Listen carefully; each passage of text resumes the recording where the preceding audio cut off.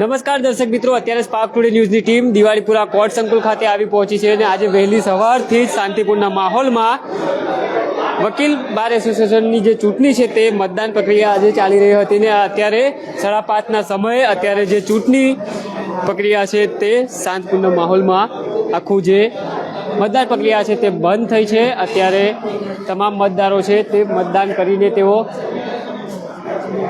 પરત નીકળી ગયા છે। હાલ જે રીતના આપ દ્રશ્યમાં પણ જોઈ શકો છો કે અહીંયા બેલેટ પેપરથી જે મતદાન કરવામાં આવ્યું હતું તે પેટીઓ પણ અહીંયા મૂકવામાં આવી છે। તેમાં 18 જે હોદ્દાઓ પરના જે ઉમેદવારો છે તેઓના ભાવિ છે તે આમાં કેદ થવાના છે। હાલ જે રીતના ચૂંટણી અધિકારી છે આપણી સાથે, તેમની સાથે પણ વાત કરવાનો એક પ્રયાસ છે તે આપણે કરીશું। ચૂંટણી અધિકારી સાથે વાત કરીશું। હાલ ચૂંટણી અધિકારી કેદારજી છે આપણી સાથે, તેમની સાથે વાત કરીશું। જી કેદાર સર, 5:30 થઈ ગયા, મતદારો હવે મતદાન કરીને નીકળી પણ ગયા। જી જી જી કેટલું ટકા મતદાન થયું છે? 75% મતદાન થયું છે અને ખૂબ જ સારા મોટા પ્રમાણમાં મતદાન થયું છે। દર વખત કરતાં 10%નો આશરે વધારો છે આ વખતે મતદાનમાં અને મતદારોએ ખૂબ જ સારો સાથ સહકાર આપ્યો છે। એક ધારી મતદાન થયું છે, એવું પણ નથી કે કોઈ એક પીરિયડમાં વધારે મતદાન થયું છે। આ વખતે સિનિયર સિટીઝનો માટે પણ ખૂબ સારી વ્યવસ્થા કરવામાં આવી છે। ખૂબ જ સારી વ્યવસ્થા કરવામાં આવી હતી। સિનિયર વકીલ મિત્રોએ પણ સારી અમારી વખાણ કરી, સરાહ્યું છે કે ભાઈ તમે ખૂબ સારી વ્યવસ્થા કરી છે અમારા માટે અને એમને પણ ખૂબ આનંદ થયો। મતગણતરી કેટલા વાગે શરૂ થશે અને કેવું? 1.5 કલાકમાં ચાલુ કરી દઈશું। આ મત પેટીઓ હવે સીલ થઈ જશે, એ પ્રોસેસ લગભગ અડધો કલાક ચાલશે અને પછી કલાક રહીને હવે ચાલુ કરીશું મતગણતરી। જી ચોક્કસથી દર્શક મિત્રો, આ હતા ચૂંટણી અધિકારી અને જે રીતના વડોદરા બાર એસોસિએશનની જે ચૂંટણી આના પડઘમ છે તે હવે શાંત થયા છે। હવે તમામ જે ચૂંટણી અધિકારીઓ છે તે ચૂંટણીને લઈને જે બેલેટ પેપર છે તે સીલ કરવાની તજવીજ છે તે તેમના દ્વારા અત્યારે કામગીરી છે તે કરવામાં આવશે ને થોડાક ક્ષણો પછી, થોડાક કલાકો પછી જે મતગણતરી છે તે પણ થવાની છે અને જે ઉમેદવાર છે તેઓનું ભાવિ છે તે અહીંયા નક્કી થવા જઈ રહ્યું છે। રવિભાઈ, આપે પણ ઉમેદવારી નોંધાવી હતી, કયા પદ પર ને આખું ચૂંટણીનો માહોલ અત્યારે શાંત થયો, શું કહેશો? મેં લાઇબ્રેરી સેક્રેટરીના પદ માટે મેં ફરીથી આ વર્ષે મેં મારી ઉમેદવારી નોંધાવી હતી। 72%થી 75% સુધીનું કંઈ મતદાન થયું છે અને નવા જુનિયર એડવોકેટ્સમાં ઘણા બધા વકીલો વોટ કરવા માટે આવ્યા હતા અને જે રીતે વકીલોએ મારા પર વિશ્વાસ રાખીને લાસ્ટ યર મને સારામાં સારા મતે ઇલેક્શન જીતાડ્યા હતા, એ જ વર્ષે આ વર્ષે પણ વકીલો મને સારામાં સારા મતે ઇલેક્શન જીતાડશે એ વોટિંગ જોઈને મને લાગી રહ્યું છે। જી ચોક્કસથી દર્શક મિત્રો, આપ દ્રશ્યમાં પણ જોઈ શકો છો કે જે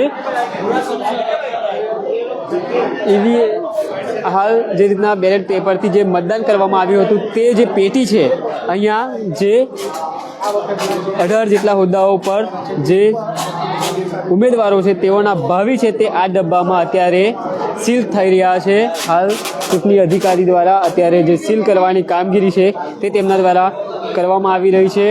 આ તમામ જે પેટીઓ છે તેમાં 18 જેટલા અલગ અલગ કેન્ડિડેટો છે તેમનું ભાવિ છે તે આ ડબ્બામાં અત્યારે કેદ થયું છે ને મત ગણતરી બાદ જ જે ઉમેદવાર છે તે મતગણતરી બાદ જાહેર કરવામાં આવશે। મેન ટક્કર આમાં પ્રમુખ પદ માટેની હોય છે, જેમાં હયાત જે પ્રમુખ નલિન પટેલ અને તેમની સામે જે ઊભા છે વિકીભાઈ, તેઓની આ મતદાનમાં કાંટાની ટક્કર છે તે રહેતી હોય છે। જ્યારે અત્યારે ચૂંટણીના પડઘમ 5:30 થતાની સાથે જ બંધ થયા છે અને હાલ જે રીતના 18 જે હોદ્દાઓ પર જે ઉમેદવારો છે તેઓના ભાવિ અત્યારે ચૂંટણી અધિકારી દ્વારા આ પેટીમાં સીલ કરવામાં આવી રહ્યા છે। વહેલી સવારથી જ મતદાન પ્રક્રિયા ચાલી રહી હતી શાંતિપૂર્ણ માહોલમાં। વહેલી સવારથી જ જે ધારાશાસ્ત્રીઓ છે તે પોતાના પ્રમુખ, અલગ અલગ જે કેન્ડિડેટ છે તેઓને જીતાડવા માટે તેઓ અત્યારે પહોંચ્યા હતા અને તેમના દ્વારા મતદાન છે તે કરવામાં આવ્યું।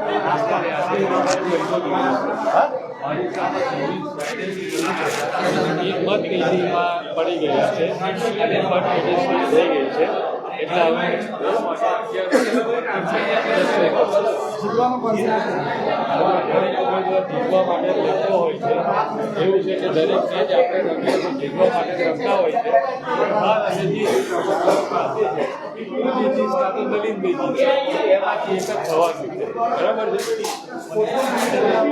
જે અત્યારે અલગ અલગ જે કેન્ડિડેટ છે, જે ઉમેદવારો છે તે અહીંયા આવી રહ્યા છે અને તેઓ અહીંયા તેમની સાઇનથી અત્યારે સાઇન કરવામાં આવી રહી છે અને જે તેમનું ઉમેદવારીનું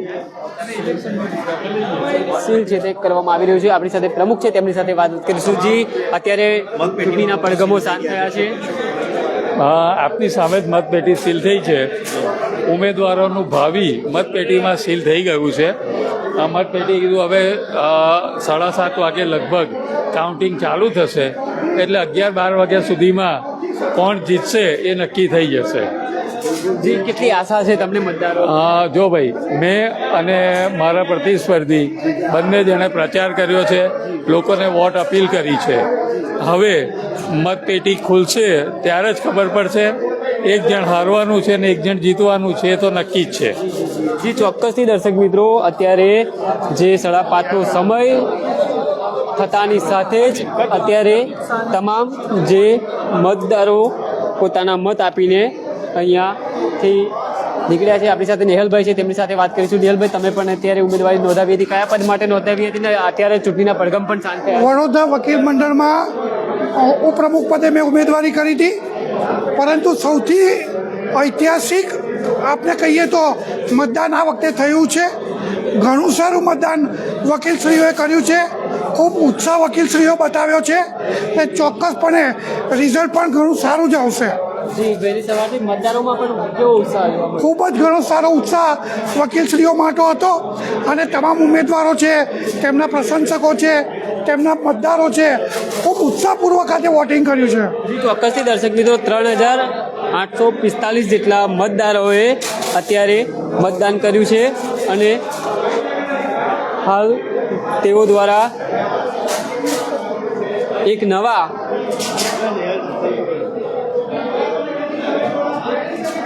પ્રમુખને ચૂનવાની જે આ તક મળી છે, આજના દિવસની તેઓ વર્ષોથી રાહ જોતા હોય છે અને એક ઘડી આજે આવી ગઈ હતી.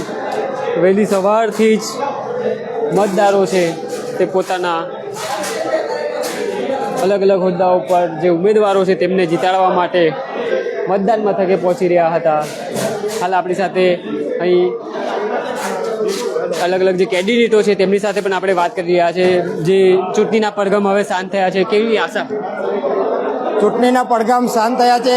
વકીલોનો એક તહેવાર હતો તે અડધો પૂરો થયો છે. બીજો તહેવાર હવે રિઝલ્ટ ડિક્લેર થયા પછી આવશે અને જે પણ કન્ટેસ્ટેડ ઇલેક્શન લડી રહ્યા હતા, જે પણ જીતે તે બધા જ એકબીજાના અહીંયા વકીલ મંડળના ભાઈ બહેનો છે, જે જીતે તે રાજ કરશે અને ખૂબ સારું રહ્યું, ખૂબ શાંતિથી અને ખૂબ વ્યવસ્થિત રીતે ઇલેક્શનની પ્રક્રિયા પૂરી થઈ છે. રિઝલ્ટ તો મોડા આવશે, તમને કેવી આશા છે?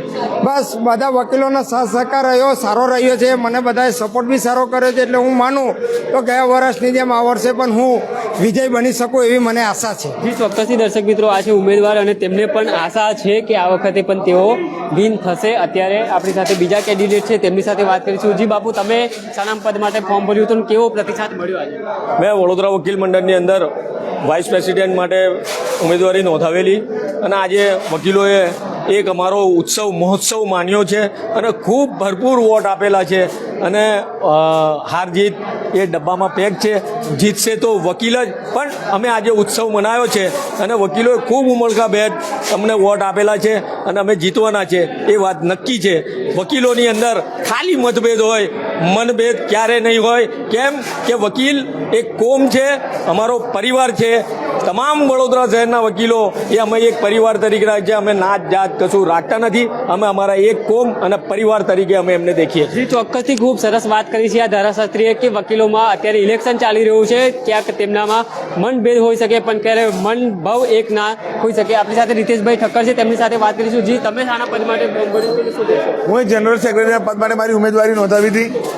અને સંપૂર્ણ મારા વડોદરા વકીલ મંડળના વકીલશ્રીઓ ઉપર મને સંપૂર્ણ વિશ્વાસ છે કે આજ રોજ જંગી બહુમતીથી મને હમણાં 4 કલાક પછી રિઝલ્ટ આવશે.